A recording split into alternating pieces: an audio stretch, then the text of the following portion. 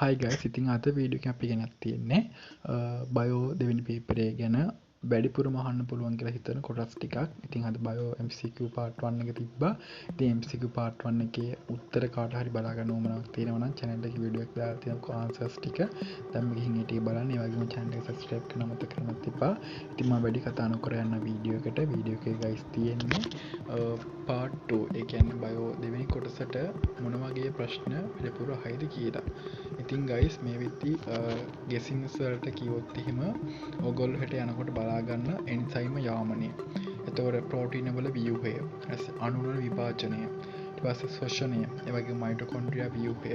ඊට පස්සේ ගයිස් තව කොටස් ටිකක් තියෙනවා ශාක වල වායු මාරුව. එතකොට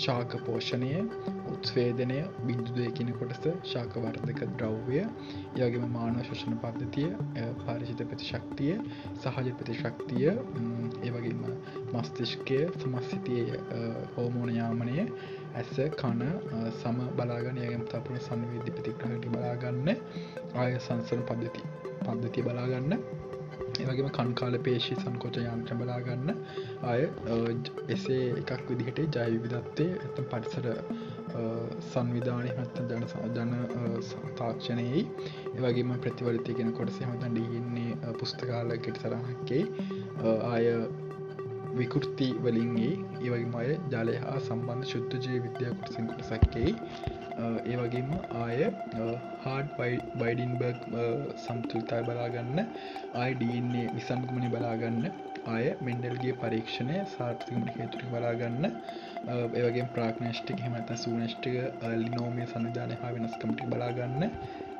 එතනින් ඊට පස්සේ ගයිස් අපිට තව ටිකක් කියනවා නම් රුධිරය හා වාතය, ඒ කියන්නේ රුධිරය හා පටකතර වායු පොඩ්ඩක් බලාගන්න, මානව රුධිරයේ ශ්වසන වායු පරිවහන බලාගන්න, මානව රුධිර ඝන වර්ගීකරණ බලාගන්න, හෘද චක්‍රය, රුධිර පීඩනය, ක්ෂය රෝගය, පැනහැලි බල ව්‍යුහය, උරස් කුහරය මේ කොටස් ටික බලාගන්න, ඒ වගේම චාලක නියුරෝන ව්‍යුහය, ඒ වගේම අස්ථි හා කාට්ලේජ් පටකය පොඩ්ඩක් බලාගන්න. එහෙනම් ගයිස් මේ ටික අනිවාර්යෙන් බලාගන්න.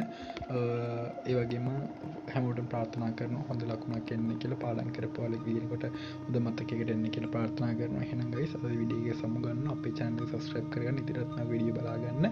එහෙනම් good luck.